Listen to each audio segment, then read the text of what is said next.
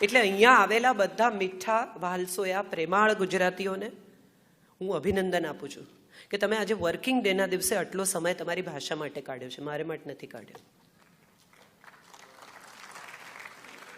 ગુજરાતીમાં ઓરેટરી સ્ત્રીઓએ કદી કરી જ નહીં. આજથી હજારો વર્ષ પહેલા યાજ્ઞવલ્ક્ય જનક એક શાસ્ત્રાર્થનું આયોજન કરે છે અને યાજ્ઞવલ્ક્ય આવે છે અને આવીને કહે છે કે લઈ લો બધી ગાય, મારાથી ઇન્ટેલિજન્ટ કોઈ નથી. આ શાસ્ત્રાર્થમાં હું જીતી જ ગયો છું ઓલરેડી, અનકોન્ટેસ્ટેડ ડિક્લેર્ડ. અને ત્યારે વચકનુ ઋષિની દીકરી છે ગાર્ગી, જે ઊભી થાય છે અને કહે છે કે 1 મિનિટ, મારે તમને સવાલ પૂછવો છે. Woman education was that time in this country. હજારો વર્ષ પહેલા ગાર્ગી ઊભી થાય છે અને કહે છે 1 મિનિટ, મારે તમને પ્રશ્નો પૂછવા છે. હું તમને જ્યાં સુધી ઉત્તમ ડિક્લેર ન કરું ત્યાં સુધી તમે ઉત્તમ નથી. આ આપણા દેશની સ્ત્રી છે. લીલાવતી, જેણે 0 આપ્યો, ભાસ્કર, એને એની કુંડળી જુએ છે એના પિતા, સૌથી મોટો જ્યોતિષ વિશ્વનો, જેણે ખગોળશાસ્ત્ર આપ્યું, ભાસ્કરાચાર્ય, એ પોતાની દીકરીની કુંડળી જુએ છે અને જુએ છે કે એને તો વિધવા થવાનો યોગ છે, કોઈ રીતે ટાળી શકાય એમ નથી. એટલે ઉત્તમ મુહૂર્ત કાઢે છે, જેમાં પરણે તો કદીએ વિધવા ન થાય એવું મુહૂર્ત. અને એ મુહૂર્તમાં એના લગ્ન કરવાનું નક્કી કરે છે. એ સમયે ઘડો ભરાય તો ઘટિકા પૂરી થાય. પાણીમાં એક ઘડો મૂકે જેમાં નીચે નાનકડું કાણું હોય, એ પૂરો ભરાઈ જાય એટલે 1 કલાક, 1 પ્રહર જેવો ઘડો. લીલાવતી એટલી ઉત્સુક છે પોતાના લગ્ન વિશે કે વાંકી વળીને જોવા જાય છે કે ઘડો ભરાયો કે નહીં. એના નાકની ચૂંક પડી જાય છે ને ઘડો વહેલો ભરાઈ જાય છે. મુહૂર્ત સચવાતું નથી ને લીલાવતી વિધવા થાય છે. પિતા એને વિધવા તરીકે જીવવાની ફરજ નથી પાડતા. પિતા એને ગણિત શીખવાડે છે, વૈદિક ગણિત, જે આજે આપણા બધાના બાળકો પડે છે. અને લીલાવતીના નામે પિતા ગણિત લખે છે, જે આજે લીલાવતી ગણિત, વૈદિક ગણિતના નામે પ્રસિદ્ધ છે. અને પછી દશાંશ પદ્ધતિ અને પછી 0 શોધાય છે, જે આ દેશ છે. અનસૂયા, 3 દેવો નક્કી કરે છે કે અનસૂયાની પરીક્ષા કરવી જોઈએ. બહુ સતી કરે છે પોતાની જાતને, ચલો જઈએ. 3 દેવો જાય છે સાધુ થઈને અને કહે છે કે જમાડ. અનસૂયા કહે છે ચોક્કસ જમાડું, અતિથિ ધર્મ છે મારો. પણ જમાડવાની હા પાડ્યા પછી દેવો કહે છે કે ભાઈ એક પ્રોબ્લેમ છે, અમે તો સાધુ છીએ, અમે નગ્ન થઈને જમીએ છીએ, કપડાં ઉતારી નાખીશું. હવે જો બીજા પુરુષને નગ્ન જુએ તો સતી ધર્મ લાજે, અને બીજા પુરુષને, અતિથિને, સાધુને જમાડવાની ના પાડે તો અતિથિ ધર્મ લાજે, અને પુરુષને નગ્ન જુએ તો એનું સ્ત્રી ધર્મ લાજે, પત્ની ધર્મ લાજે. તો શું કરે? અંજલિમાં પાણી લે છે, ઈશ્વરનું નામ લે છે અને 3 દેવો પર પાણી છાંટે છે અને 3 દેવોને 1.5 વર્ષના બચ્ચા બનાવી દે છે. હવે બચ્ચા કપડાં પહેરીને જમે, કપડાં કાઢીને જમે, શું ફરક પડે? એ આ દેશની સ્ત્રી છે. ક્રાઇસિસ મેનેજમેન્ટ પણ આવડે છે એને, કોઈ કન્ફ્યુઝન નથી. એ આ દેશની સ્ત્રી છે. એમણે કહ્યું દુબઈમાં અમે પહેલો વિચાર એમ કરીએ કે પૈસાનું શું. ડૉક્ટર શૈલેષે કહ્યું એકચ્યુઅલી મને તો આખો જુદો જ અનુભવ છે. દુબઈ સાથે મારો અનુભવ બહુ ઇન્ટરેસ્ટિંગ છે. શિવમભાઈ અહીંયા છે અને બહુ મજાનો અનુભવ છે મારી પાસે. હું એકવાર અમેરિકાથી જતા દુબઈ એરપોર્ટ પર શોપિંગ કરતી હતી, કારણ કે ત્યાંથી કશું લાવી નહોતી ને મારા સ્ટાફને મારે કંઈક આપવું પડે, એટલે બધું મેં ગાંડાની જેમ ઉપાડ્યું શોપિંગ. ને અચાનક એક 6.5 ફૂટનો અરબ આવીને મને કહે છે કે આ બધું જે ખરીદ્યું છે એનું બિલ છે? હા છે, શો મી. મારું બોર્ડિંગ ચાલુ થઈ ગયેલું. એટલે આપણે કેટલા કેરલેસ હોઈએ છીએ એનો આ બહુ સરસ દાખલો છે કે ક્યાંક એક બિલ ખિસ્સામાં, એક બિલ પર્સમાં, એક બિલ રાખેલું, એક નહીં રાખેલું, એક ડૂચો કરીને ફેંકી દીધેલું. આ બધાની વચ્ચે પર્સ ઊંધી કરીને હું બિલ શોધું છું, એક પછી એક. મારું બોર્ડિંગ ચાલુ છે. મેં કહ્યું, મેં કીધું you are wasting my time. તો મને કહે છે you really want me to waste your time? ફાળ પડે એવી રીતે. અને દરમિયાનમાં બધા ગુજરાતીઓ પસાર થાય છે અને જુએ છે પર્સ ઊંધી કરીને રસ્તા પર ફેંદતી, પણ કોઈ ઊભું નથી રહેતું. શિવમભાઈ stood there and he said કઈ પ્રોબ્લેમ છે કાજલબેન? Should I help you? Said no no no, you continue. Bill આપવાના છે, હું આપી દઈશ. બધા બિલ મળી ગયા ફોર્ચ્યુનેટલી. અને હું ગઈ અને ત્યારે બધાને મારી સાથે ફોટા પડાવતા, કારણ કે મને બધા ઓળખતા હતા, પણ હું મેસમાં હતી એટલે કોઈને મારી પાસે નહોતું આવું. આપણે બધા આવા જ છીએ. હું પણ આવી હોઈશ કદાચ. It's not about you, it's about us. કોઈ માણસ તકલીફમાં હોય, કોઈ માણસને સમસ્યા હોય, કોઈને કંઈ પ્રોબ્લેમ હોય, તો આપણે હંમેશા એવું કહીએ છીએ કે આપણે શું, કેમ. હું માનું છું અહીંથી શરૂ થાય છે આવો મારી સાથેની રમત. અહીંથી શરૂ થાય છે આ શબ્દ, આ 3 શબ્દ, આવો મારી સાથે, હું આવું તમારી સાથે. કંઈ પણ જરૂર હોય તો ઊભી રહીશ, હું ઊભો રહીશ. આપણે આપણા છોકરાઓને શીખવીએ છીએ, દીકરીઓને, ટૂંકા કપડાં નહીં પહેરવાના, આમ નહીં કરવાનું, જેકેટ પહેરો, ફલાણું કરો, લેટ નાઇટ નહીં કરવાની. કેટલી માં એના દીકરાને શીખવાડે છે 13-14 વર્ષની ઉંમરે કે છોકરીના પગ બહુ સરસ હોય, ટૂંકો સ્કર્ટ પહેર્યો હોય, સેક્સી દેખાતી હોય, તો પણ ટીકીને નહીં જોવાની બેટા, it's a bad manners. We don't. ધીરે ધીરે ધીરે ધીરે એવું થતું જાય છે સમય સાથે કે આપણને એવું સમજાવવા લાગ્યું છે કે સ્ત્રી પુરુષ ઇક્વલ છે. કામ કરે છે સ્ત્રીઓ, પૈસા કમાય છે સ્ત્રીઓ, ફેમિલીમાં કોન્ટ્રીબ્યુટ કરે છે સ્ત્રીઓ. પણ કેટલી સ્ત્રીઓ એવું સમજે છે કે એને કામ નહીં કરવા દેનારો પતિ એને કંટ્રોલ કરવા નથી માંગતો, એને તકલીફ આપવા નથી માંગતો. સવારે 9 વાગ્યાથી નીકળતો પતિ રાત્રે 9 વાગે ઘરે પાછો આવે ત્યારે એને ઘરમાં એક જ વસ્તુની અપેક્ષા હોય છે, અને છે શાંતિ. જો સીધો પત્ની પાસે જાય તો બહુ ગેલો, અને જો સીધો મા પાસે જાય તો માવડિયો. એટલે એની વચ્ચે એણે નક્કી કર્યું કે ટીવી બેસ્ટ. બેમાંથી કોઈ પાસે જવું નહીં, જતાની સાથે ટીવી ઓન કરું. હું તો ન્યૂઝ જોઉં છું, ક્યાંય જવું નથી. ઇન્ટરેસ્ટિંગ છે નથી? આપણે બધા જ આવા છીએ. ક્યાંક ને ક્યાંક, કશેક ને કશેક આપણે એક એવી નાનકડી સ્વિચ દબાવી દઈએ છીએ કે જેમાં માણસનું મગજ ગરમ થઈ જાય છે. ઘરમાં દાખલ થાય, તમે જુઓ કેટલો અદ્ભુત સંવાદ હોય છે પતિ પત્નીનો. ઘરમાં દાખલ થાય અને પતિ ચપ્પલ કાઢે ને પત્ની છોકરાઓને કહે કે આજે રહેવા દેજો, મગજ ઠેકાણે નથી. કોઈ કશું બોલ્યું નથી, કોઈને કંઈ ખબર નથી. બીજી તરફ પતિ ઘરમાં દાખલ થાય, ચપ્પલ કાઢે ને જુએ ને છોકરાઓને પૂછે મમ્મીને કંઈ થયું છે? અને ફરિયાદ શું છે? તો કે અમારા ઘરમાં કોમ્યુનિકેશન નથી. આનાથી બેટર કમ્યુનિકેશન શું હોય? સંવાદ વગરનું કમ્યુનિકેશન છે. સમજી જાય 2 જણા કે કંઈક થયું છે, કઈ લોચો છે, શું લોચો છે, એ વિશે વાત થાય. અને વાત થાય ત્યારે બહુ ઇન્ટરેસ્ટિંગ વાત શું થાય? પતિ પૂછે કે કંઈ થયું છે, એટલે તરત પહેલો જવાબ આપે, ના કંઈ નથી થયું. અરે તમારા મોઢા પર લખ્યું છે કે કંઈ થયું છે. હવે આ ના પાડવાનો શું અર્થ છે? બીજી વાર પૂછે કે કંઈ શું થયું, કોઈ કંઈ બોલ્યું, કંઈ પ્રોબ્લેમ થયો? ના. તમે ઈચ્છો છો કે જાણે, તમે ઈચ્છો છો કે તમારી સમસ્યામાં રસ લે, તો આ નાનો શું અર્થ છે? Why are you saying no?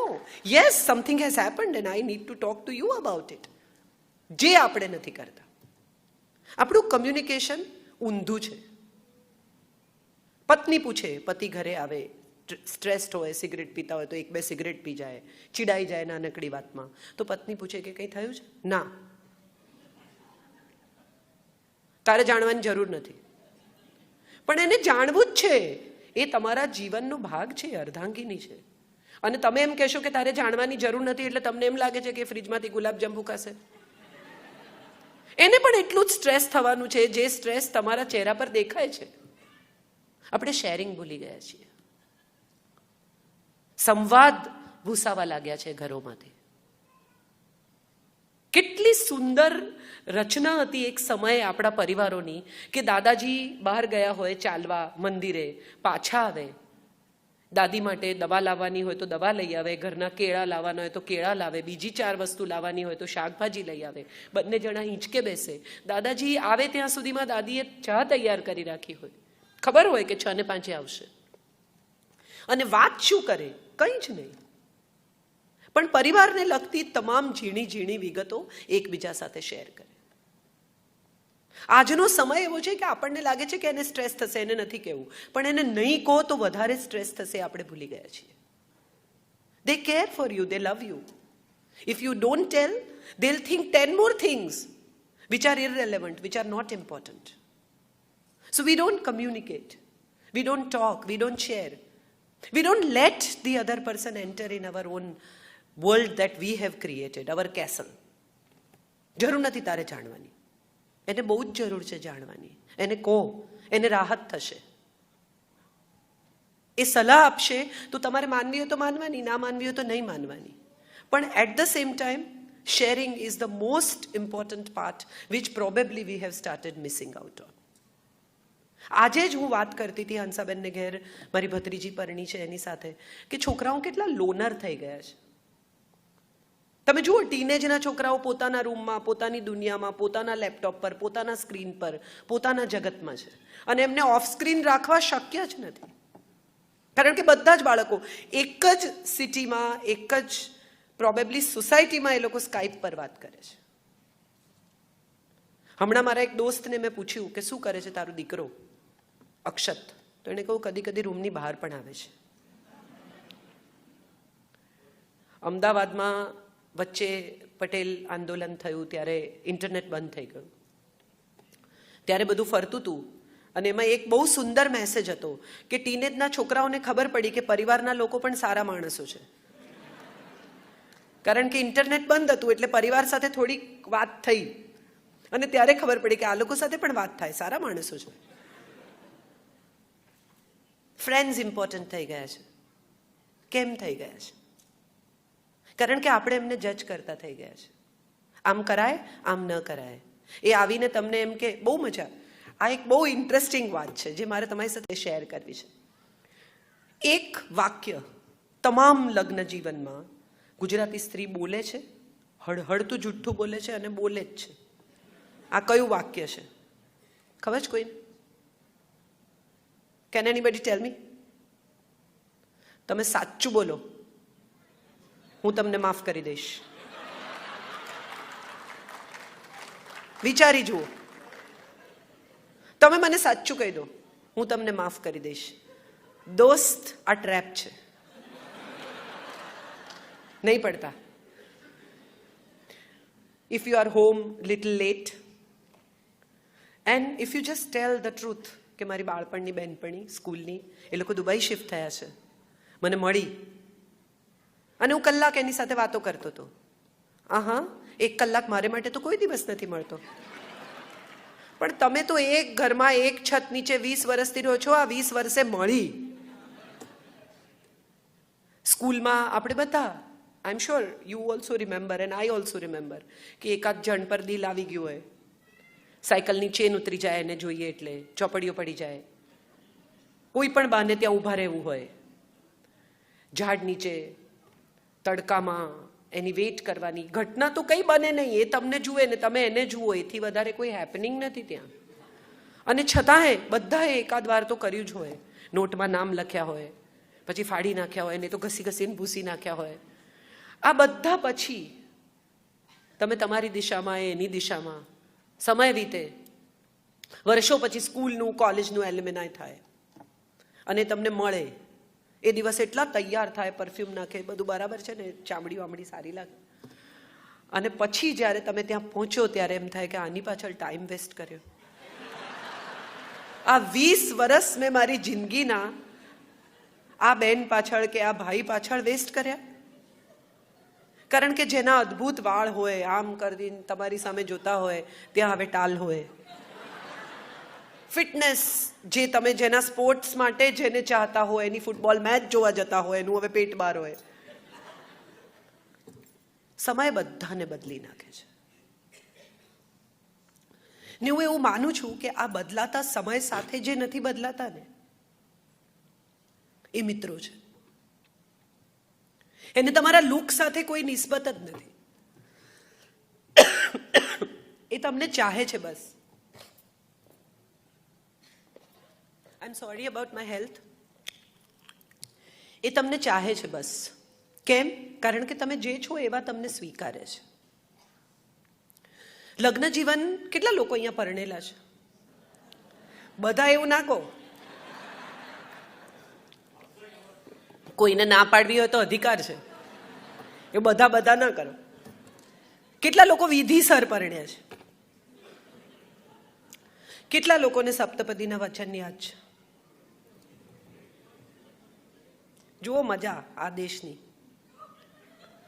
આપણી સંસ્કૃતિને, આપણું ફલાણું ને, આપણી પરંપરાને. આપણી પરંપરા હવે સાડીઓમાં, પંજાબીઓમાં રહી ગઈ, મંદિરે જવામાં રહી ગઈ. આપણી સૌથી મોટી પરંપરા ગૃહસ્થાશ્રમની પરંપરા આપણે ભૂલી ગયા.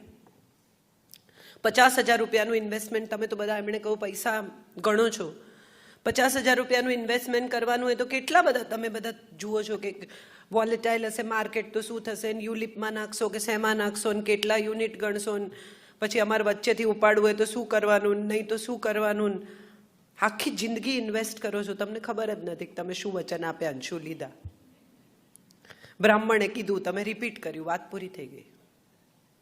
પાળવા કોને છે તે યાદ રાખવાના. સાહેબ, હિન્દુસ્તાન એકમાત્ર એવો દેશ છે કે જે ક્યાંય વફાદારીના સોગંદ નથી ખવડાવતો. આપણી એકમાત્ર હિન્દુ પરંપરા, સનાતન ધર્મના લગ્નની પરંપરા એવું નથી કહેતી કે હું બીજી સ્ત્રીને નહીં જોઉં, કે હું બીજા પુરુષને નહીં જોઉં, કે હું બીજી સ્ત્રીનો વિચાર નહીં કરું, કે બીજા પુરુષનો વિચાર નહીં કરું. કેટલી લિબરલ પરંપરા છે આ, કે જે એમ કે છે કે આપણી ઉર્જા એક થાય, આપણી એનર્જી એક થાય. સિનર્જી શબ્દ તો હવે આવ્યો, આપણે તો કેટલા વર્ષો પહેલા કહ્યું કે આપણી એનર્જી એક થાય, પોઝિટિવિટી તરફ આગળ જઈએ.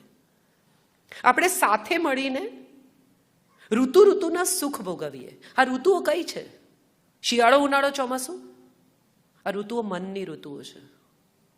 સારા અને ખરાબ સમયમાં સાથે રહીએ, સારા અને ખરાબ સમયમાં એકબીજાની સાથે રહીએ. આવો મારી સાથે, એ મારી સાથે આવવાનું નથી, એકબીજાની સાથે આવવાનું છે. દરેક ઋતુમાં જ્યારે તારું મગજ ગરમ હશે ત્યારે હું થોડી વાર ચૂપ રહીશ, જ્યારે મારું મગજ ગરમ હોય ત્યારે તું થોડી વાર ચૂપ રહેજે. સાથે મળીને ધનધાન્યની આપણે ઉજવણી કરીએ. કેટલી સુંદર વાત છે. ધનધાન્યની ઉજવણી એ સંગ્રહ નથી. ઘેર આવતા અતિથિઓ, પ્રેમાળ બાળકો, દરેક સાથે આ ઉજવણી કરવાની છે. રોજનું ફૂડ ઉજવણી થઈ શકે. હમણાં જ અમે હર્ષદભાઈને ત્યાં બેઠા હતા ત્યારે એમણે કહ્યું કે કંઈક કહો, એટલે મેં કીધું આપણે કેટલી અપ્રુવલની સોસાયટી છીએ, એની મજા જુઓ કે આપણી બેસ્ટ ક્રોકરી બીજા લોકો માટે છે. આનાથી મોટો અપ્રુવલનો કોઈ દાખલો જ નથી સાહેબ. કોઈ આવવાનું હોય તો તમે કપડાં બદલીને તૈયાર થાવ, બાકી તમે અંદર ને અંદર તો કોઈ દિવસ ચાલે બધું. અને એમાં જો કદાચ કોઈ પત્ની ઉત્સાહી હોય, પ્રેમાળ હોય, રોમેન્ટિક હોય શરૂઆતમાં, પછી તો નથી રહેતી, પણ જો એ સરસ ટેબલ સજાવે, કેન્ડલ લગાવે, નવી ક્રોકરી કાઢે, કપડાં પહેરીને તૈયાર હોય, તો દાખલ થતાની સાથે પતિ પૂછે કોઈ આવવાનું છે? અરે તમે આવ્યા છો સૌથી મોટા. હમણાં એક બહુ સરસ કિસ્સો એક સાયકેટ્રીની ચોપડીમાં વાંચ્યો કે એક ડોક્ટરે પતિ પત્ની ડિવોર્સ લેવા ગયા તો મેરેજ કાઉન્સિલરે કહ્યું કે એને ખાલી એક જ વાંધો છે, તમે એને મદદ નથી કરતા. થોડું ઘરમાં એનો જવાબદારી લો, એને મદદ કરો.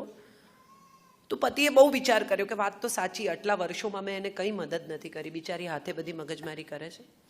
એક દિવસ બપોરે 4 વાગે ઘરે પહોંચ્યો, વાસણ બધા ધોઈ નાખ્યા, ઘર ક્લીન કરી નાખ્યું, લોન્ડ્રી નાખી દીધી, કપડાં કાઢીને ઇસ્ત્રી કરી નાખ્યા, જે કંઈ બધું કિચન વિચન ક્લીન કરી નાખ્યું. તો પત્ની ઓફિસથી આવી અને ઘર જોયું આમ અને કહે છે તમે મને ડિવોર્સ આપવાના છો? ઇન્ડિપેન્ડન્ટ નહીં થાવ. એક તરફથી પત્ની એમ કહે કે આખો દિવસ બધું મારે કરવાનું, પણ જો ખરેખર કરવા માંડે ને તો ગભરામણ થઈ જાય. We want the dependence and we want to complain about the dependence. Either you enjoy the dependence, કે મારા સિવાય આ ઘરનું પાંદડું નથી હાલતું. મારો અસબાબ નામની એક બહુ સુંદર શોર્ટ સ્ટોરી છે. એટલી બધી સુંદર વાર્તા છે આ કે એક પત્ની બહારગામ જવાની છે અને પતિને બધી સલાહ આપે છે કે આમ કરજો ને તેમ કરજો ને, પાણીનું માટલું બરાબર ભરજો ને, કૂતરાને ખાવાનું નાખજો ને, કપડાં બધા લટકાવતા નહીં ને, ફલાણાનું આમ કરજો ને. બધી સલાહ આપ્યા પછી એ જાય છે અને પાછી આવે છે ત્યારે તો આવતા આવતા રિક્ષામાં કેટલું વિચારી લીધું છે કે આમ હશે ને, ઘર આવું હશે ને, ધૂળ હશે ને, ફલાણું હશે. પતિએ બધું ચોખ્ખું રાખ્યું છે, માટલું ચોખ્ખું ભર્યું છે, કૂતરું ખાઈને સરસ મજાનું ખૂણામાં બેઠું છે, મસાલાવાળી પૂરી કરી રાખી છે, ચા મૂકી રાખી છે, બસ તું આવે એટલે દૂધ નાખું. અને પત્ની રડી પડે છે. એટલે પતિ કહે છે કે શું થયું, મેં બધું બરાબર તો કર્યું. તો કે હા, પણ મારા વગર આટલું ગોઠવાય છે એ જાણીને મને મારો અસબાબ લૂંટાઈ ગયો એવું થયું. કેટલી સુંદર વાત છે. કેટલી બધી પત્નીઓનું જોઉં લગ્નના 15, 20, 20, 25, 30 વર્ષ થયા કે મારા વગર નહીં જમે, હું જઈને પીરસીશ તો જ જમશે. ક્યારેક એમાં કમ્પ્લેન, હું નહીં જાઉં ને તો નહીં જમે. ત્યારે તમને એમ થાય કે આનો આનંદ છે કે આનું દુઃખ છે. નક્કી કરી લો. કાં તો એ ખૂબ સુખની બાબત છે, કાં તો આનાથી મોટો કોઈ રોમાન્સ નથી. કેટલા બધા ઘરોમાં આઈ એમ શ્યોર તમને બધાને ખબર જ હશે, 5, 5:30 ફોન આવે, શું બનાવું? આમ તો પતિ કહે કે તું મને મૂર્ખ બનાવે જ છે, વધારે નહીં. પણ સપોઝ પૂછે કે શું બનાવું, એટલે કે પતિ કે જે દેખાય, પાના ફેરવતો હોય મેગેઝિનના કે કંઈ સામે દેખાય તો કે પાવભાજી બનાવો. જે પહેલો વિચાર આવે કે હવે અત્યારે કોણ જાય શાક લેવા, તો કે પછી હાંડવો વઘારી દે, કે તો સવારથી આથવું પડે. તો છોલેપુરી બનાવો, ચણા તો પલાળવા પડે. ધીરે ધીરે ધીરે ધીરે એ દિશામાં લઈ જાય જ્યાં મેનુ તૈયાર છે. મનમાં નક્કી છે, પછી જ ફોન કર્યો છે, કદાચ અડધી તૈયારી થઈ ગઈ હશે. ઇન્ટરેસ્ટિંગ વાત એ છે કે પતિને આ ફોનની ચીડ છે, પત્નીને આ ફોનની આદત છે. સૌથી મજાની વાત એ છે કે જે ફોનની ચીડ છે ને એક દિવસ નહીં આવે તો શું કરશો, એ બહુ ઇમ્પોર્ટન્ટ છે. આપણે જે માણસ વિશે મેક્સિમમ ફરિયાદ કરીએ છીએ એ માણસ નહીં હોય તો રાહત થશે, અને જો નહીં થાય તો આપણે ફરિયાદ કેમ કરીએ છીએ? 2 જણા સાથે સાથે ઘરડા થાય એનાથી સુંદર કદાચ બીજી કોઈ સંસ્કૃતિ જ નથી. ક્રિશ્ચિયાનિટી કહે છે કે ટિલ ડેથ પાર્ટ અસ, મરી જઈએ ત્યાં સુધી જોડે રહીશું. ઇસ્લામ કહે છે કબૂલ હૈ, લગ્ન માનું છું તારી સાથેના મહેર સાથે. હિન્દુ સંસ્કૃતિ એકમાત્ર એમ કહે છે કે 7મે પગલે 7 પગલા સાથે ચાલ્યા પછી આપણે મિત્રો બની જઈએ, લેટ્સ બીકમ ફ્રેન્ડ્સ. અને મિત્રો એટલે શું? જે તમને જેવા છો એવા સ્વીકારે. કોઈ દિવસ કોઈ ફ્રેન્ડને તમે ફરિયાદ કરતા જોયા છે?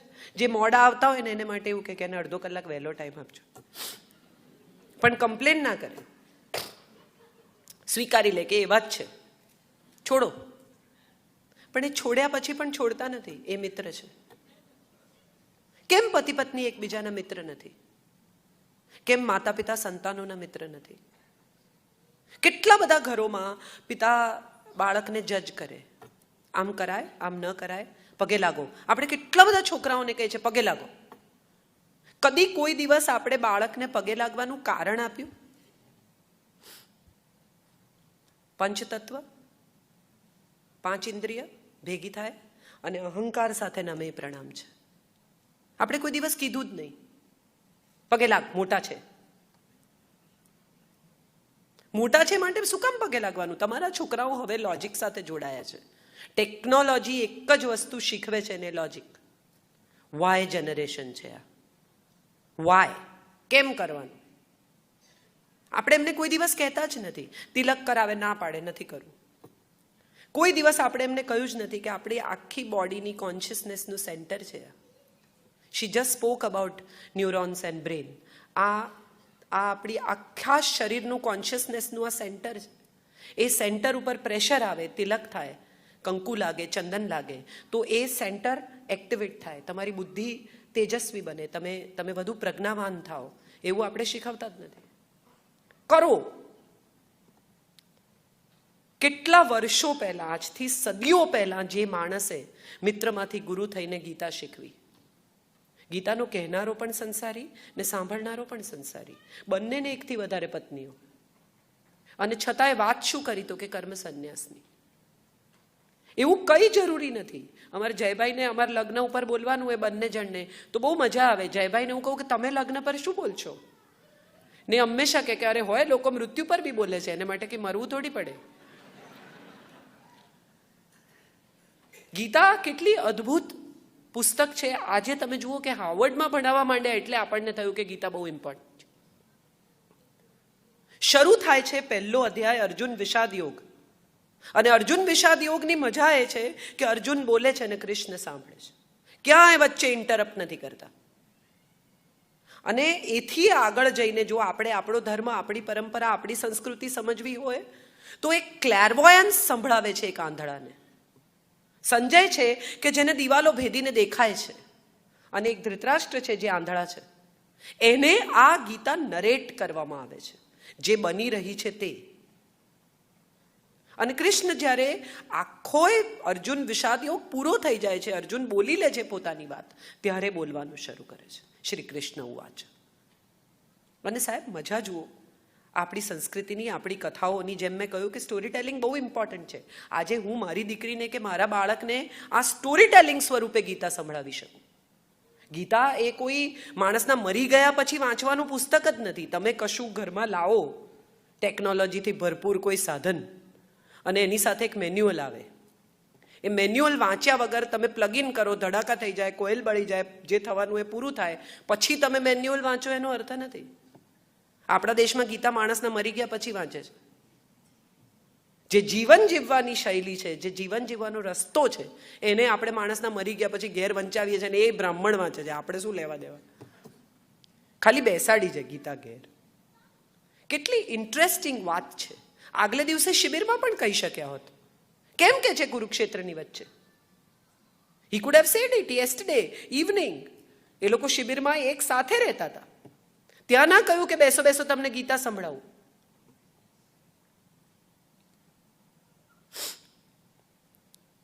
એવું નથી કહ્યું કે હું તમને ગીતા સંભળાવું. આગલે દિવસે કુરુક્ષેત્રની મધ્યમાં લઈ જઈને ગીતા સંભળાવે છે. હાથીઓની ચિંગાડ છે, ઘોડાઓની હાવળ છે, શસ્ત્રોનો ખણખણાટ છે. આટલા બધા અવાજની વચ્ચે ગીતા સેન્ટરમાં લઈ જઈને સંભળાવે છે. કેમ?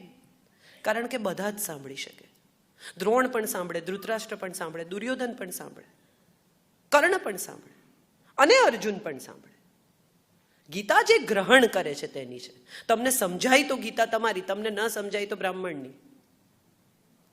અને જુઓ ઇન્ટરેસ્ટિંગ વાત કે આખો અર્જુન વિષાદ યોગ પૂરો થાય છે, બોલી લે છે, પછી બોલવાનું શરૂ કરે છે. આ સાયકોલોજિસ્ટ છે, એને એમ્પ્ટી કરે છે, રિક્ત કરે છે, ખાલી કરે છે. આનાથી મોટો કોઈ સાયકોલોજિસ્ટ નથી કે તું ખાલી થઈ જા પહેલા, પછી હું ભરું.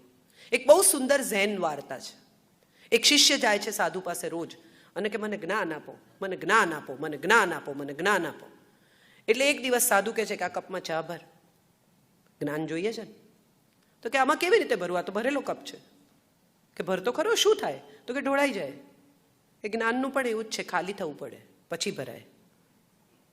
તું તો ભરેલો છે, તને કેવી રીતે ભરવું? એવી જ એક બહુ સુંદર કથા હર્ષદભાઈને ત્યાં પણ મેં કહી. મને બહુ ગમે છે આ કથા. આપણે ધર્મને બહુ જુદી રીતે જોઈએ છે. એક ફકીર, સૂફી ફકીરને રોઝા છે. 2 દિવસ બાકી છે રોઝાના. અને એનો એક મુરીદ, એનો એક શિષ્ય શીરો લઈને આવે છે. અને એટલા સ્નેહથી લાવ્યો છે કે મેં આખા મહિનામાં પૈસા બચાવી અને આ તમારા માટે શીરો બનાવ્યો છે, બદામ નાખી છે. ફકીર જુએ છે એની સામે એક ક્ષણ માટે અને શીરો ખાય છે. બાજુમાં બીજો શિષ્ય બેઠો છે કે અરે આવું 2 દિવસ બાકી છે રોઝાના અને તમે લલચાઈ ગયા? મને તો એમ હતું કે તમે મહાન છો યાર, તમે તમારા મન ઉપર આટલો સંયમ ના રાખી શક્યા તો તમે ગુરુ શું કામના? તમને ખબર છે રોઝા તોડવાની સજા શું છે? અને ત્યારે એ ફકીર જવાબ આપે છે કે બેટા એવું છે કે રોઝા તોડવાની સજા તો મને ખબર છે ને હું ભોગવી બી લઈશ, પણ દિલ તોડવાની સજા મને ખબર નથી, એટલે હું નહીં ભોગવી શકું. આ આપણી કથાઓ છે, આ આપણી પરંપરા છે. અને આખી એ ગીતા પૂરી થયા પછી એક વાક્ય કહે છે કૃષ્ણ. એ હું માનું છું તમામ મા બાપે પોતાની જિંદગીના સૌથી મહત્વના વાક્ય તરીકે શીખી લેવું જોઈએ. યથેચ્છસી તથા કુરુ. આ બધું જ કહ્યા પછી, આ 18 અધ્યાય તને સંભળાવ્યા પછી, do what you want, do what you feel is right, યથેચ્છસી તથા કુરુ. પહેલા કહે છે ત્યાજ્ય હૃદય દૌર્બલ્યમ ઉત્તિષ્ઠ પરંતપ જાગ્રત વરાન પ્રાપ્ય નિબોધિત. તને જે મળી ચૂક્યું છે તે મેળવવાનો પ્રયત્ન કર. This is all given to you, just get it, just receive it, just try to understand it. અને એ કયા પછી કહે છે કે યથેચ્છસી તથા કુરુ. હવે મેં તને 18 અધ્યાય શીખવી દીધા, હવે તારે જે કરવું હોય તે કર. આપણે 50,000નો ₹1,00,000નો S7 તો લાવી આપીએ છીએ અને આપણે એને એવું પણ કહીએ છીએ કે આ કેટલો મોંઘો છે, જોજે ક્યાંક મૂકીને આવતો. પણ આપણે એને એવું નથી કહેતા કે આ ફોન તારી પાસે નહીં હોય દીકરાને, હું તારા સુધી નહીં પહોંચી શકું ને તો મને બહુ સ્ટ્રેસ થશે. આ આપણી વચ્ચેનું કમ્યુનિકેશન છે, આપણી વચ્ચેનું કનેક્શન છે, કોઈ નહીં નાખતો. એની કિંમત જે હોય તે, એનું મૂલ્ય આપણી વચ્ચેનું કનેક્શન છે. આપણે ભૂલી ગયા છીએ આ શીખવવાનું. આપણે આપણા બધા જ આવનારી પેઢીને એ બધું જ આપ્યું જે આપણને નથી મળ્યું. કેટલું બધું. આપણને બધાને એમ થયું કે આપણને નથી મળ્યું એમને આપો, આપણને નથી મળ્યું એમને આપો. એમનો રૂમ, એમના રૂમમાં ટીવી, એમને લેપટોપ, એમને ફલાણું, એમને ઢીકણું, એમને આ. પણ એને સમય આપતા ભૂલી ગયા. આપણે આપણા છોકરાઓ સાથે બેસીને આપણા બાળપણની ભૂલો શેર ના કરી કે યાર એકવાર હું સિગરેટ પીને આવેલો અને મારા પપ્પાએ સૂંઘી લીધો અને 2 તમાચા મારેલા. હું તને મારતો નથી, પણ નહીં પીતો, બહુ દુઃખ થશે. This is what I think needs to be spoken to our children now. Our children are so logical. They are so intelligent.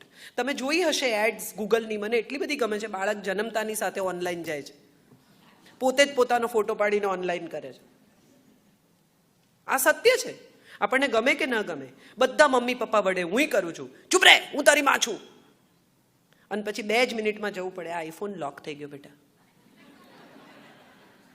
અને પછી એ જુએ આમ તમારી સામે. કોણ બાપ, કોણ માં? This is interesting. એક પાસે ઇન્ફોર્મેશન છે, ટેકનોલોજી છે, ને બીજા પાસે અનુભવ છે. આ બે મિક્સ થાય ને સાહેબ, તો આ દેશ ક્યાંનો ક્યાંય નીકળી જાય. આપણે આપણા અનુભવ એમની સાથે શેર નથી કરતા. જીપીએસ તો છે આપણી પાસે, પણ જીપીએસ તમને રસ્તો બતાવશે, ખાડા ક્યાં આવશે તો એને આપણે જ કહેવું પડશે. એ એના જીપીએસમાં જોશે કે અહીંથી 3 કિલોમીટર છે, પણ સાહેબ 3 કિલોમીટરમાં 3 ખાડા છે. એ મેં પસાર કર્યા છે, મને ખબર છે. અને બહુ મજાની વાત એ છે કે તમે તો 17 વર્ષના હતા, એ 45 વર્ષના નથી થયા હજુ. એને ખબર નથી કે 45 વર્ષના મા બાપ હોવું એટલે શું, કેટલી ચિંતા થાય, કેવી દુનિયા છે, શું છે. તમે તો 17 વર્ષમાંથી આવ્યા ને, તમે તો બધું કર્યું છે જે કરે છે. તમે જુઠ્ઠું બોલ્યા છો, તમે ક્લાસ બંક કર્યા છે, ક્યારેક પૈસા ઉઠાવ્યા છે, ક્યારેક આ કર્યું છે, ક્યારેક એકાદ બિયર પી લીધો છે, ક્યારેક સિગરેટ પી લીધી છે. આ બધું તમે કર્યું છે તમારી ક્યુરિયોસિટીમાં, તમારા તોફાનમાં, તમારી ઈચ્છાઓમાં, તમારી ઝંખનાઓમાં, તમારી યુવાનીમાં. તો એ કેમ ન કરે? અને કરે તો એને સ્નેહથી સ્વીકારો. તમે એને કહો છો તમે સાચું બોલો, તો હું ચલો મમ્મા સાથે ખોટું નહીં બોલવાનું, પણ મમ્મા સાથે બિચારો સાચું બોલે તો પડે. મમ્મા સ્વીકારતી નથી. બહુ સરસ વાત તમારી સાથે શેર કરું. Wonderful audience I have today. કેટલા રાઈટ જગ્યાએ લોકો હશે ને રાઈટ જગ્યાએ ગંભીર થાય ને ત્યારે તમને સમજાય કે તમારી વાત કરેક્ટ જગ્યાએ પહોંચે છે. બહુ ઇન્ટરેસ્ટિંગ છે. મારો દીકરો ને હું 2 જણા ગાડીમાં જતા હતા. આમ ગાડીને આમ કરીને એક છોકરો મોટરસાઇકલ પર નીકળી ગયો. મારી માં સુરતી છે એટલે મારાથી ગાળ બોલાઈ ગઈ. લોહી ક્યાં જાય સાહેબ? એટલે મારા દીકરાએ 10 વર્ષના દીકરાએ આમ મારી સામે જોયું ને મને કહ્યું, માં તું ગાળ બોલી. હવે જો હું એમ કહું કે હું નથી બોલી તો મારાથી જુઠ્ઠું કોઈ નથી. હું જો એમ કહું કે સોરી બેટા, તો હું એનાથી નાની થઈ ગઈ. I am admitting something which I shouldn't be admitting at this point of time. એટલે મેં મારા બધા રડાર ખોલ્યા અને મેં એને કહ્યું, તને કોણે કહ્યું કે આને ગાળ કહેવાય?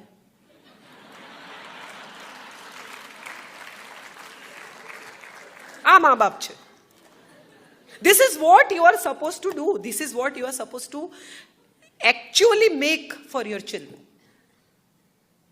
એકવાર મારા દીકરાએ મને કહ્યું કે બાબા એટલે એના ફાધર આટલો બધો ગુસ્સો કરે છે, તને ગુસ્સો નથી આવતો?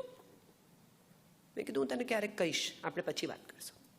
પછી અમે ગાડીમાં જતા હતા, આવી જ રીતે હું એને ક્લાસમાં મૂકવા જતી હતી અને એની જ ઉંમરનું બાળક ભીખ માંગવા આવ્યું. એટલે મેં એને કહ્યું કે ઉતારું તને સિગ્નલ પર, યુ વિલ રિયલી એન્જોય. માંગી જોવી છે ભીખ, ઇટ્સ એન એક્સપિરિયન્સ. એટલે એણે મારી સામે એકદમ આમ કંઈક વિયર્ડ રીતે કે મારી માં ગાંડી છે કે એને બુદ્ધિ નથી કે શું પ્રોબ્લેમ છે, એણે મારી સામે જોયું ને પછી મને કહ્યું કે એવું થોડી હોય કે ખરાબ વસ્તુ જોઈને થોડી આપણને મન થાય કરવાનું. મેં કહ્યું કરેક્ટ, એટલે જ મને ગુસ્સો કરનારા માણસને જોઈને ગુસ્સો નથી આવતો. બહુ ઇન્ટરેસ્ટિંગ છે parenting. Parenting is like learning something every day. It's not about teaching something, it's also about learning something. એક 2.5 કિલોનો રમકડું તમારા હાથમાં આવે ને ત્યારે એક પુરુષ પિતા થઈ જાય. સડનલી તમને રિયલાઇઝ થાય કે કેટલી બધી જવાબદારી 2.5 કિલોના રમકડામાં છે. હવે એક આખી જિંદગી તમારા હાથમાં છે. તમે જુઓ કેવા કેવા પપ્પાઓ મેં જોયા છે કે કોઈ દિવસ પિક્ચરની ટિકિટની લાઇનમાં ઊભા ના રહે, નાટકની ટિકિટની લાઇનમાં ઊભા ના રહે, રેસ્ટોરાંમાં વેઇટિંગ હોય તો કે અહીંથી ચલો હું કઈ લાઇનમાં ઊભો રહીને ખાઉં નહીં, પણ એડમિશન લેવાનું હોય ને તો રાતથી લાઇનમાં ઊભા રહે. કેટલી સરસ વાત છે. કેવા કેવા પપ્પા આપણે ઓળખીએ છીએ કે અમસ્તા ગાડીમાંથી પગ નીચે ના મૂકે, પાન પણ આમ કાચ ઉતારીને આમ કરીને પાન મંગાવે, અને બચ્ચું સાયકલ શીખતું હોય ને તો એની પાછળ દોડે. This is what fatherhood is all about. This is what is such a nice thing that happens to all of us. But what we do is we give them things and no thoughts. કેટલી બધી વસ્તુઓ આપી દઈએ છીએ આપણે એમને. છાંયડો એટલો બધો કે જ્યારે તડકામાં નીકળે ત્યારે એને ગભરામણ થઈ જાય કે આ તો મેં જોયો જ નથી, આ તો મેં અનુભવ્યું જ નથી. ના તો પાડતા જ નથી. આપણને એવો ભય છે કે ના પાડીશું ને તો આપણા છોકરા આપણાથી દૂર થઈ જશે. સિબ્લિંગ્સ, ફ્રેન્ડ્સ બધા એના પર પ્રેશર કરે છે. અમે તથાગત માટે, મારા દીકરા માટે દર વર્ષે એક બજેટ બનાવ્યું છે. બનાવતા હતા, હવે તો બહુ મોટો થઈ ગયો, કે આ તારું બજેટ આખા વર્ષનું. હવે એમાં તું રમકડા ખરીદ, ચોપડા ખરીદ, ઉડાડ, આઈસ્ક્રીમ ખા, કચરાના ડબ્બામાં નાખ, you decide. This is your budget and you have to tell me how much have you spent. ડાયરીમાં લખી લેવાનું. એટલે મને પૂછે હજી કેટલા બાકી છે.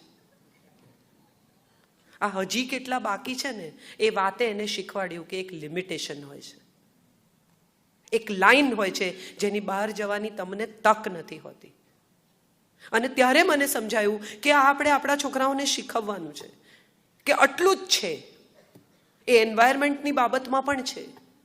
આટલું જ પાણી છે, આટલી જ પૃથ્વી છે, આટલી જ હવા છે, આટલું જ આકાશ છે. જેમ વધારે વાપરી નાખીશું, જેમ વધારે ખર્ચી નાખીશું, જેમ વધારે પૂરું કરી નાખીશું, આટલું જ પેટ્રોલ છે. જેટલું છે એ સમજાવો એને. ગાડી પર ડ્રાઈવ કરવા જવું એ હવે આપણને પોસાય એવી પ્રવૃત્તિ જ નથી રહી. વી ફોરગોટન ધેટ. ડ્રાઈવ પર જાય લોકો, જસ્ટ પેટ્રોલ વપરાઈ જશે તો શું કરીશું એવું વિચાર્યું, આ પોલ્યુશનમાં કેટલો ઉમેરો કરીએ છીએ એવું વિચાર્યું. આ બહુ ઇમ્પોર્ટન્ટ સવાલો છે જે આપણે આપણા બાળકોને શીખવવાના ભૂલી ગયા છીએ. અને સાહેબ, મજાની વાત જુઓ કે આપણા ઘરમાં કેરી આવે, આપણે કોઈ દિવસ આપણા બાળકને એમ કહ્યું છે કે બેટા એમાંથી 4 કેરી વોચમેનને આપ? આપણે કોઈ દિવસ એમ કહ્યું છે કે જે રમકડા તું ન રમતો હોય કે ન રમતી હોય બધા ભેગા કર, આપણે આપવા જઈશું, એના હાથે અપાવો. That's giving. આપણે શું કરીએ છીએ, બધું ભેગું કરીને ડબ્બામાં નાખી આવીએ છીએ. એને ખબર નથી કે એના કયા રમકડા ગયા. એને કહો કે તું શું નથી રમતો. બહુ સુંદર વાત જૈનત્વમાં શીખવે છે, મને બહુ ગમે છે આ વાત. અને હું માનું છું ગાંધીજીએ આ સિદ્ધાંત શ્રીમદ રાજચંદ્ર પાસેથી લીધો કે ટ્રસ્ટીશિપ બહુ ઇમ્પોર્ટન્ટ છે. બધું તમારું જ છે અને છતાં એનો સાચો ઉપયોગ, સદુપયોગ શું હોઈ શકે એ વિશે આપણે કદી નથી શીખવ્યું. મારી પાસે જે છે એ મારું જ છે અને છતાં એને ક્યાંક સારી રીતે વાપરી શકાય એ હું માનું છું શીખવાનો હવે સમય શરૂ થઈ ગયો છે. બહુ બહુ અગત્યનું છે કે આપણે જે દુનિયામાં જીવીએ છીએ ને એ દુનિયાને વધુ જીવવા લાયક બનાવીએ. આપણે બધા પૈસા ખર્ચીને આવા મોટિવેશનલ લેક્ચર સાંભળવા જઈએ છીએ, પણ તમે મને સાચે હૃદય પર હાથ મૂકીને કહો કે એવું મેં શું કહ્યું જે તમને ખબર નથી. બહુ ઓનેસ્ટલી આ સવાલ હું તમને પૂછું છું કે મેં તમને એવી કઈ વાત કહી કે જે વિશે તમે જાણતા નથી. આ બધું તમે જાણો છો. અગત્યનું એ છે કે આનું ઇમ્પ્લિમેન્ટેશન આપણે કરતા નથી. આપણને બહુ મજા આવે કાજલોઝા વૈદને સાંભળવાની, પણ બહાર નીકળીને હજી ગાડી પાર્કિંગમાંથી કાઢતા હોઈએ ને ત્યાં ઝઘડો થઈ જાય. શા માટે? સુખી થવું બહુ સહેલું છે, દુઃખી થવું અઘરું છે. Trust me. તમારી આસપાસ એક એવો શાંતિનો ઓરા ઊભો કરો કે લોકો તમારી નજીક આવે, લોકોને તમારી પાસે આવવું ગમે, તમારી સાથે વાત કરવી ગમે. અને આ શાંતિનો ઓરા એક જ રીતે ઊભો થઈ શકે એમ છે, તમે તમારી જાત સાથે પ્રેમ કરવા માંડો. આપણે આપણી જાતને પ્રેમ નથી કરતા, જગતની દરેક વસ્તુને પ્રેમ કરીએ છીએ. મને છોડી દેશે તો પણ તને શું કામ છોડી દે બેન? કેટલા લગ્નો ઇન્સિક્યોરિટીને લીધે તૂટ્યા છે. આપણા સંબંધો ધારણા પર બનતા હોય, ધારણા પર તૂટી જાય. શરૂમાં મિત્રતા થાય ને ત્યારે એકદમ ઘરે જાય ને ખાવા બેસી જાય ને આ કરે ને વાડકી વ્યવહાર થઈ જાય ને ડબ્બા લઈ જાય ને મીટિંગો થવા માંડે ને પિક્ચર જોવા સાથે જાય ને પછી સડનલી સંબંધ તૂટી જાય ત્યારે કે અમે એમને આવા નહોતા ધાર્યા. પણ બંને તમારી અંદર જ છે. તમે ધાર્યું, તમે તોડ્યું, તમે બાંધ્યું. એ તો આવા જ હતા. તમે તમારી ધારણા પર સંબંધ બાંધ્યો ને તમે તમારી ધારણા પર તોડી નાખ્યો. ધારવું જ કેમ? ઓળખવું. આપણા બધાનો પ્રોબ્લેમ એ છે કે આપણને બધા ઓળખે, આપણને બહુ ગમે. મને ઓબામા ઓળખે ને મને કાજલબેન ઓળખે ને મને ફલાણા ઓળખે ને મને શાહરૂખ ઓળખે ને મને અમિતાભ ઓળખે, પણ કોઈ ઓળખી જાય ને એ ના ગમે. એ આપણો પ્રોબ્લેમ. ઓળખી જવા ના જોઈએ. એમાં તો આપણું માંસ કકબંધ રહેવું જોઈએ. તમે વિચારી જુઓ, કેટલી બધી પત્નીઓ કમ્પ્લેન કરે, ત્યાં તો હસી હસીને વાતો કરે છે. તો કરેક્ટ છે, ત્યાં હસીને જ વાત કરે, એની સાથે ચીડિયા કરે. જેને ઓળખતા નથી એના પર મગજ ગુમાવે, સારા લાગે? ત્યાં હસીને જ વાત કરવી પડે, કારણ કે એ માસ્ક છે. તમારા પર ગુસ્સે થાય છે કારણ કે તમને પોતાના માને છે. તમારી સામે માસ્કની જરૂર નથી એવું માનીને તમારી સાથે જીવે છે.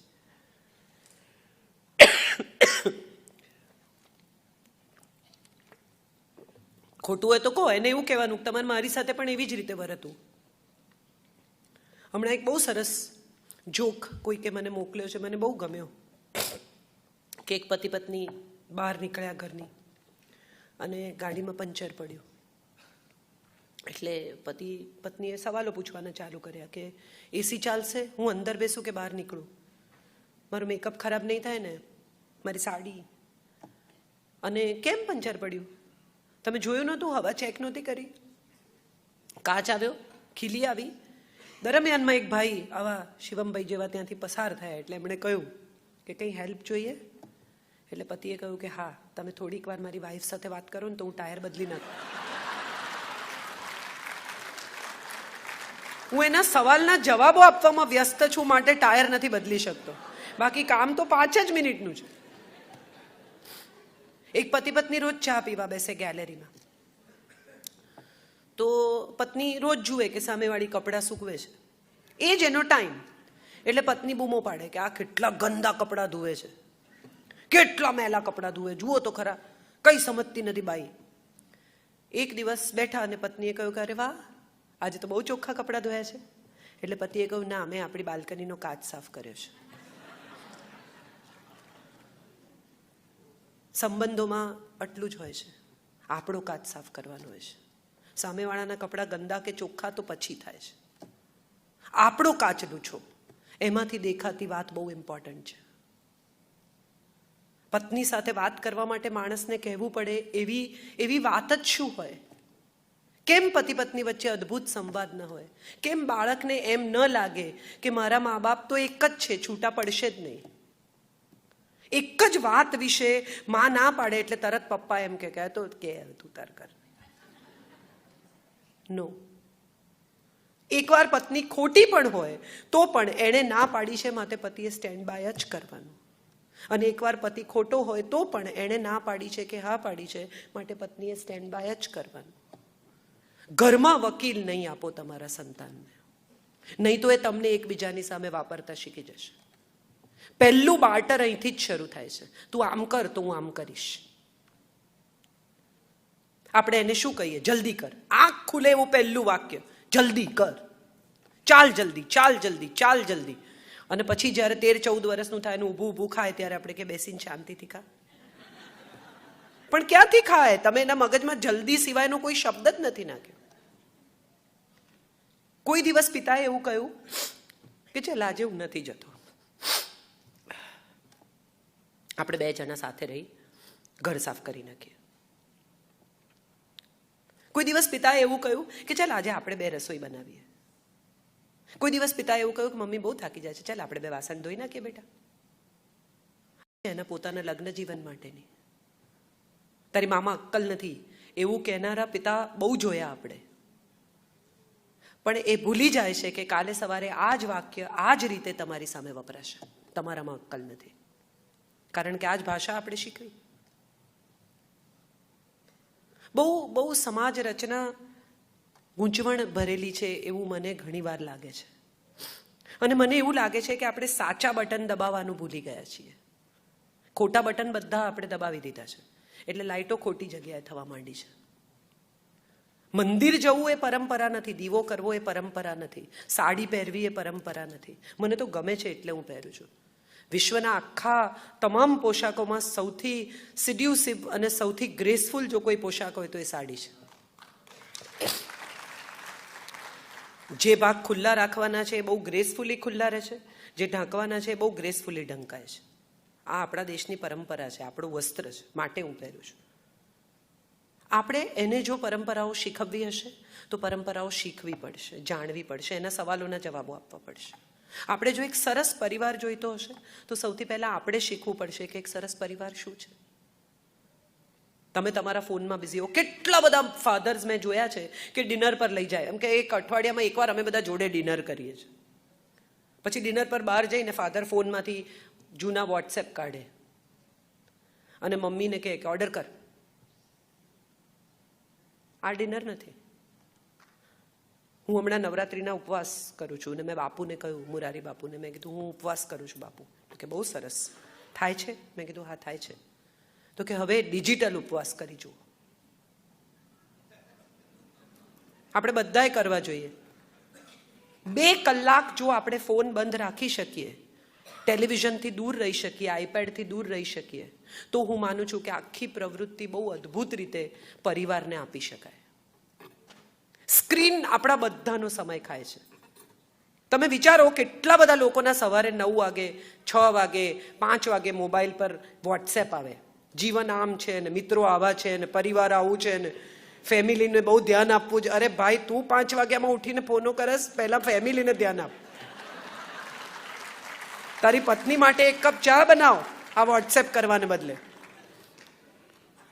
આખા ગામને શીખવે છે એના કરતાં ઊભો થઈ એક સરસ ચા બનાવીને તારી પત્નીને આપ. આ પરિવાર છે. એ નથી કરતા. અને એ લોકોને તમે બપોરે 2 વાગે ફોન કરીને પૂછો કે આજે તમે વોટ્સએપમાં શું મોકલેલું. મારા મધર ગુજરી ગયા. મેં ફેસબુક પર લખ્યું, આઈ લોસ્ટ માય મધર. 129 જણાએ લાઈક આપી. માણસોને એ પણ નથી ખબર કે રિએક્ટ કેવી રીતે કરવાનું સોશિયલ મીડિયામાં. દબાવી દીધું button, like. What is it? What are we doing? Social dustbin થઈ ગયું છે આ. જેને જે વિચાર આવે એ સીધો લખી દેવાનો. સાહેબ, આપણે પ્રવાસ એટલે નથી કરતા કે આપણને ફેમિલી જોડે મજા પડે. આપણે પ્રવાસ એટલે કરીએ છીએ કે આપણે ક્યાં ગયા એના ફોટા પાડીને નાખીએ. હજી તો ઉતર્યા નથી થાઈલેન્ડ, ત્યાં મંડે પડવા ફોટા. રીચ થાઈલેન્ડ, ફૂડ, ક્લોથ, ફલાણું, શોપિંગ. અરે સાથે રહો 2 જણા. સમય પસાર કરવા આવ્યા છો કે લોકોને કહેવા આવ્યા છો કે અમે થાઈલેન્ડમાં છીએ? આ બધા જ આપણી આસપાસના સવાલો છતાં સાહેબ ગુજરાતી પરિવારો અકબંધ છે. સૌથી વધારે જો કોઈ એક પરિવાર સુખી હોય તો એ ગુજરાતીઓનો પરિવાર છે. તમે આજે પણ દાદા દાદી સાથે છોકરાઓ રહે છે.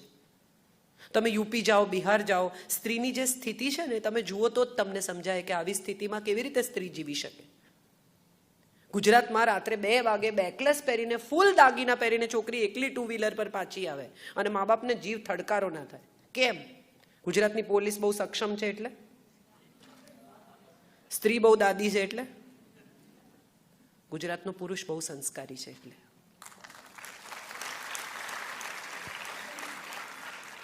ગુજરાતનો પુરુષ એ છે કે જે સ્ત્રી સમસ્યામાં હોય ને તો ઊભો રહીને પૂછે કે કંઈ કરું, હેલ્પ કરું, કંઈ વ્હીલ બદલવું છે. આ ગુજરાતનો પુરુષ છે સાહેબ. અને આ સંસ્કાર આપણે નહીં ખોઈએ. આ સંસ્કાર આપણે અકબંધ રાખીશું અને આ સંસ્કારનો વારસો આપી જઈશું. આપણે પાસબુકો તો બહુ આપીએ છીએ, શ્વાસબુક આપીએ. That's what I feel. આપણે આપણા છોકરાઓને બીજું બધું બહુ આપી જઈએ છીએ, મકાનો, દુકાનો, વ્યવહાર અને બાકીની કેટલીય ચીજો, પણ આપણે કોઈ દિવસ આપણા છોકરાઓને એવું નથી કહ્યું કે બેટા હું ઘરડો થાઉં ને તો મારી પાસે બેસજે થોડી વાર. આ બધું જે મેં તારા માટે કર્યું છે ને એમાં મેં તને સમય નથી આપ્યો એવું જે તને લાગ્યું છે, પણ મને એવું લાગે છે કે તું મને થોડો સમય આપજે. મા બાપ ગુજરી જાય પછી તકતી મુકાવે, મંદિરોમાં દાન કરે. હમણાં એક બહુ સરસ વોટ્સએપ કોઈકે મને કર્યો છે અને મને બહુ ગમ્યો કે એક માણસ લાડુ વેચતો હતો મંદિરની બહાર, અને કોઈકે આવીને પૂછ્યું કે કેમ વેચો છો? તો કે મારા મધરને લાડુ બહુ ભાવતા, એ ગુજરી ગયા એટલે હું લાડુ વેચું છું. એટલે એક માણસે એને પૂછ્યું કે જીવતા હતા ત્યારે કોઈ દિવસ બાજુમાં બેસીને ખવડાવ્યા છે? નથી કરતા આપણે આ બધું, પછીથી આપણે કરીએ છીએ. બેસણામાં આવનારા લોકો એ જે રહી ગયા છે એ કેટલા ઇમ્પોર્ટન્ટ છે ને એના હિસાબે આવે છે. જે ગુજરી ગયા છે એની સાથેના સ્નેહમાં નથી આવતા ને. હવે તો એવું છે કે તમે ફલાણાના બેસણામાં આવવાના છો ને, હું મારી દીકરી લેતી આવીશ, તમે તમારો દીકરો લેતો આવજો, ભલે જોઈ લે એકબીજાને.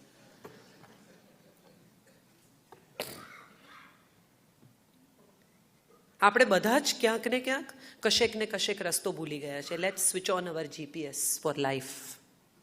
Late us switch on our GPS for relationships. Let us switch on our GPS for parenting. I think we've missed those maps that were given to us by our elders, our parents.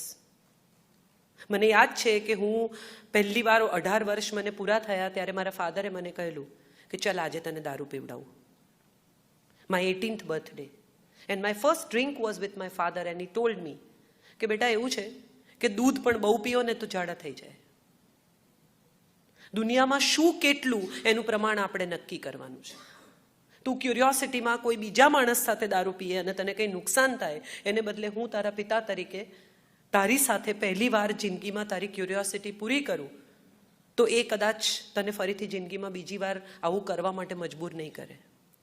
અને આ 50 વર્ષ પહેલાંનો ઉછેર છે. આજે આપણે વધારે સંકુચિત થઈ ગયા છે, વધારે કંટ્રોલ કરવામાં માનતા થઈ ગયા છે. અને કંટ્રોલ થવાના નથી એની પણ આપણને ખબર છે. બધા એવું કે એ લોકોને સ્ક્રીનથી દૂર રાખવા કેટલા અઘરા છે. કરેક્ટ, દૂર રાખવા અઘરા છે તો ટાઈમ નક્કી કરો. દિવસના 4 જ કલાક એમને ટીવી, સ્ક્રીન, ફોન જે પણ વાપરવું એ વાપરવા દો. સમય નક્કી કરો અને ઘરમાં ટીવી ચાલે જ નહીં એ પછીના સમય દરમિયાન. હવે મજા શું છે કે માં એવું કે જમતા જમતા ટીવી નહીં જોવાનું, ટીવી બંધ કરી દે. અને પછી મમ્મીની ફ્રેન્ડ આવે એટલે કે જા બેટા કાર્ટૂન જો. તમારા જ 2 સિગ્નલ છે. તમે નક્કી કરો કે તમે એક સમય નક્કી કર્યો કે 4 થી 6 ટીવીનો ટાઈમ, એટલે 4 થી 6 ટીવીનો ટાઈમ. પછી 6:30 ન જ થવા જોઈએ. તમારે પણ નહીં કરવાના ને એણે પણ નહીં કરવાના. આપણે ડિસિપ્લિનમાં નથી ને પછી અપેક્ષા રાખીએ છીએ કે એ ડિસિપ્લિનમાં રહે. હું કહું છું, તમે કોણ છો કહેનારા? This is what happens in all our families and I have always felt this. માતા પિતાથી વધુ ઝઘડતા, માતા પિતાથી વધુ વરવું દ્રશ્ય બાળક માટે બીજું કોઈ છે જ નહીં. એને બંને વાલા છે અને પછી પાછા મા બાપ જજ બનાવે. તું જ કે તારા પપ્પા બરોબર કે છે. એને શું જજમેન્ટ, એને શું અક્કલ? એને જે ચોકલેટ આપે એની બાજુ જાય. એની બુદ્ધિ ક્યાં છે? તમે એને જજ બનાવીને એને તમને બંનેને એકબીજા વિરુદ્ધ વાપરવા માટે મજબૂર કરો છો. You are teaching him or her to use both of you against each other. Don't do that. તમારા તમામ ઝઘડા, તમામ ઇશ્યુઝ, તમામ પ્રોબ્લેમ્સ ભલે એની સામે સોર્ટ આઉટ કરો. એને ખબર હોવી જોઈએ કે મારા મા બાપ વચ્ચે ડિફરન્સ ઓફ ઓપિનિયન છે પણ બહુ રિસ્પેક્ટફુલ છે. મારી મા કદી મારા પિતા પર મોટા અવાજે બોલતી નથી, મારા પિતા મારી માને ગમે એમ બોલતા નથી. માટે મને પણ બંનેને ગમે એમ બોલવાનો અધિકાર નથી. એક સંસ્કારનું, શાંતિનું, સૌજન્યનું વાતાવરણ આપણે ભૂલી ગયા છીએ. બંને જણા એકબીજા સાથે કેમ, હું શું કામ કરું? આ ભાષા, આ રીત છે. This is what you are going to give your children. અને આ બધા જ ઘરોમાં થાય છે. દુનિયાનું કોઈ ઘર મેં એવું નથી જોયું કે જ્યાં ન થતું હોય. એનું સૌથી મોટું કારણ છે આપણું સ્ટ્રેસ. દોડવાનું સ્ટ્રેસ, પહોંચવાનું સ્ટ્રેસ, મેળવી લેવાનું સ્ટ્રેસ, હરીફાઈ. આણે આટલું કર્યું તો હું આટલું કરીશ. અને સાહેબ મજા જુઓ કે આપણે ઘેર નવી ગાડી આવે ને એનો આનંદ ઓછો છે, પડોશી જુએ એનો આનંદ વધારે છે. 2 દાડા ઘરની બહાર રાખે કે જોઈ ન જોઈ હોય એ કંઈ પૂછે નહીં, કંઈ કહે નહીં તો 5 પેંડા લઈને જાય. અમે નવી ગાડી લીધી, મર્સિડીઝ. શું કરી રહ્યા છે એ સવાલ બહુ અગત્યનો છે. ગાડી 4 પૈડા પર ચાલે, ઠંડી થાય અને સંગીત વાગે, એ પછી ગાડીમાં બીજી કોઈ પણ ફેસિલિટી હોય કે ન હોય, ખરેખર કોઈ ફરક પડે છે? એક બહુ સરસ કિસ્સો તમારી સાથે શેર કરું. હું એક સિરિયલ લખતી હતી યોગ વિયોગ પરથી, મારી નવલકથા પરથી, ને અમિતજીને મળવાનું બહુ થતું, અમિતાભ બચ્ચનને. એમણે રોક વોચ પહેરેલી, 25-30 લાખ રૂપિયાની ઘડિયાળ, અને આમ વાત કરે તો મારું ધ્યાન એની ઘડિયાળ ઉપર. એટલે એમણે આમ જોઈને મને કહ્યું, અચ્છી હે ના? બહુ અચ્છી હે સર. એટલે મને કહે છે, વક્ત વહી દિખાતી है जो तुम्हारी घड़ी दिखाती है.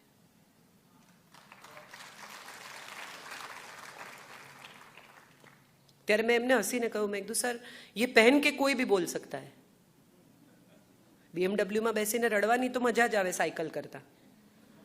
એસી બેસી ચાલતું હોય, જગજીત સિંહ વાગતો હોય તો તમને તમારું દુઃખ પણ મોંઘું લાગે. સાયકલ ઉપર દુઃખ બી તમને સસ્તું લાગે કે આવું થોડી દુઃખ હોય.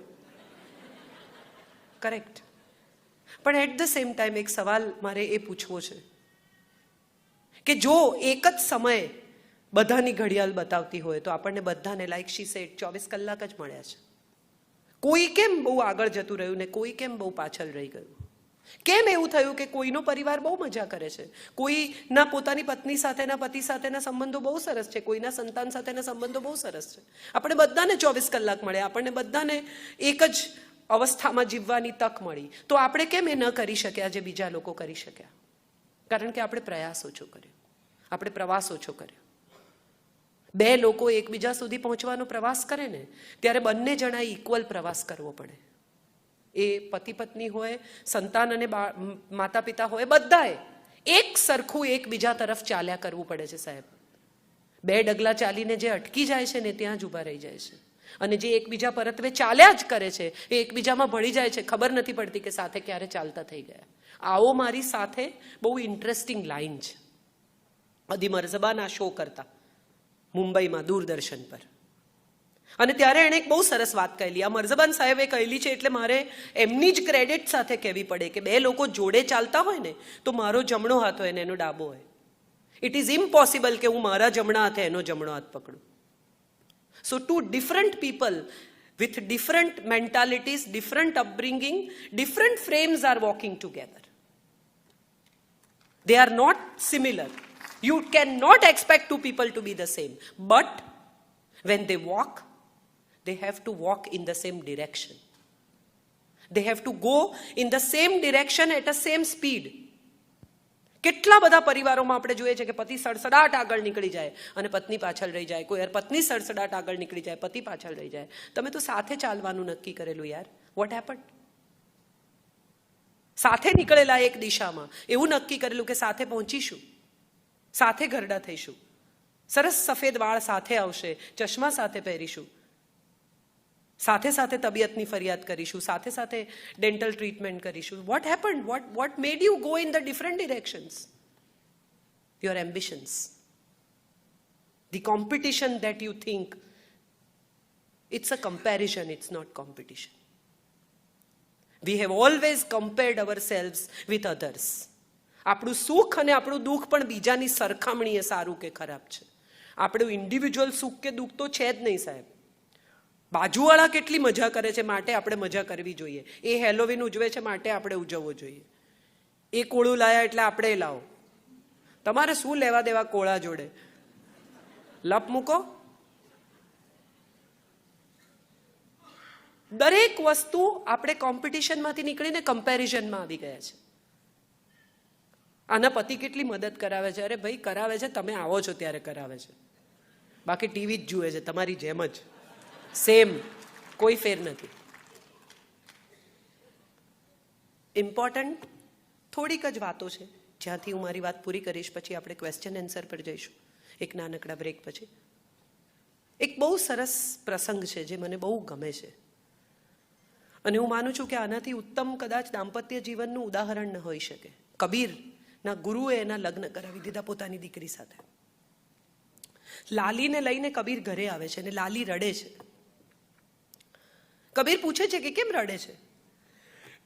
લાલી કહે છે કે મને તો જમીનદાર સાથે પ્રેમ હતો, મારા બાપે તારા ગળે બાંધી દીધી. ગાડું જતું રહ્યું છે એમને ઉતારીને.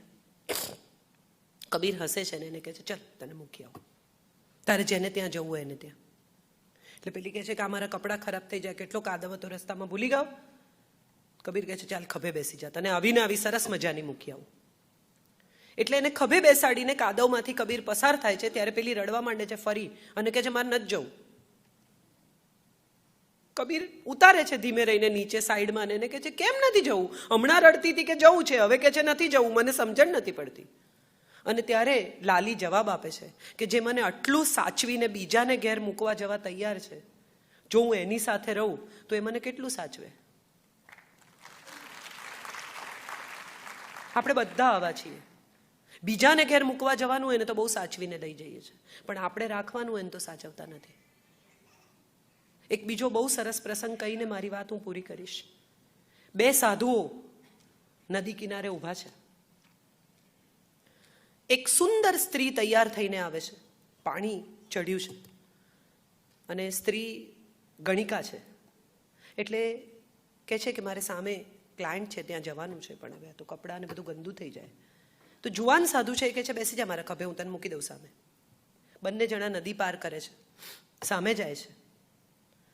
વૃદ્ધ સાધુ બોલવાનું શરૂ કરે છે, અરે રે તારું તો સાધુત્વ ગયું, તારું તો આમ થયું, તારું તો તેમ થયું, એના સાથળ તારા ગાલને અડતા હતા ને એના પગ તારા પેટને અડતા હતા ને આમ હતું ને કેવી રૂપાળી સ્ત્રીને એણે બે હાથે તારા ગાલ પકડ્યા હતા ને આ બધું ચાલ્યું, મઠ સુધી ચાલ્યું. બંને જણા પહોંચ્યા. જઈને વૃદ્ધ સાધુએ મઠાધિપતિને ફરિયાદ કરી, ચીફને, કે બોલો આવી રીતે સ્ત્રીને ખભે બેસાડીને લઈ આવ્યો, વોટ નોનસેન્સ, આવું તો કંઈ થતું હશે.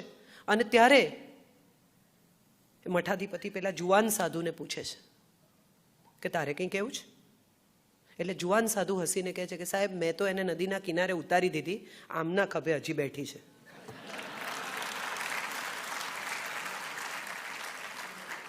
એક બહુ સરસ વાક્ય છે કે એણે એક નાનકડી ભૂલ કરી, પણ એ યાદ રાખીને તે બહુ મોટી ભૂલ કરી.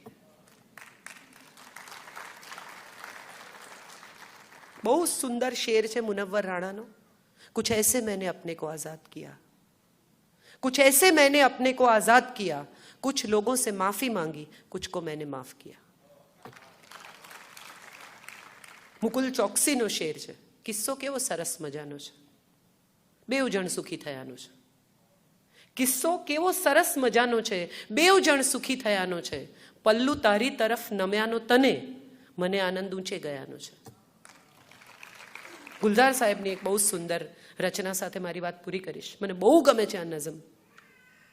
મુझको भी तरकीब सिखा कोई यार जुला है, मुझको भी तरकीब सिखा कोई यार जुला है, अक्सर तुझको देखा है ताना बुनते, जब कोई धागा टूट गया या खत्म हुआ तो और सिरा कोई जोड़ के उसमें आगे बुनने लगते हो. मूव ऑन ની વાત છે, કેટલી અદ્ભુત વાત છે. मुझको भी तरकीब सिखा कोई यार जुला है, अक्सर तुझको देखा है कि जब कोई ताना बुनते धागा टूट गया या खत्म हुआ तो और सिरा कोई जोड़ के उसमें आगे बुनने लगते हो, लेकिन एक भी गांठ गिरह बुनतर की नजर नहीं आती है मेरे यार जुला है. मैंने तो एक बार बुना था एक ही रिश्ता, मैंने तो एक बार बुना था एक ही रिश्ता, लेकिन उसकी सारी गिरहें साफ नजर आती है मेरे यार जुला है. मुझको भी तरकीब सिखा कोई यार जुला है, मुझको भी तरकीब सिखा कोई यार जुला है. Thank you so much.